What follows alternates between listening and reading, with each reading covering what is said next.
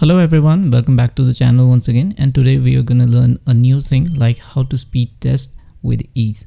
So what we normally do to speed test our internet connection, we go to the speedtest.net, or either we use the Google inbuilt the pre-search engine which gives us a speed test. So it takes a lot of time. Like if we go and hit, it's going to take a lot of time. Like it's going to give you the results, but it takes time. Okay, so how to get an instant result, and that should be with very easy. Okay, so I have pinned a very basic application which is created by the speed test himself, but it's command line interface, so you can get this result instantly. So you can see as I have hit the pinned application, you can see this download speed, and instantly you can see the upload speed.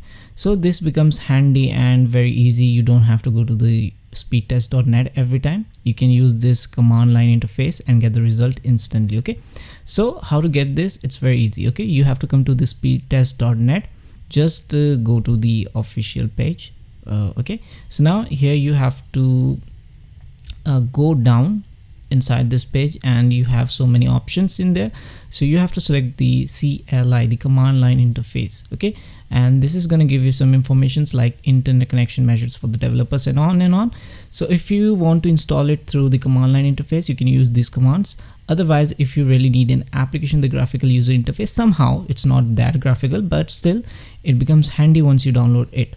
Okay, so as I am using the Windows system, make sure it is going to work only for the 64-bit systems. Okay, so once you have extracted it, you just have to pin it to the taskbar.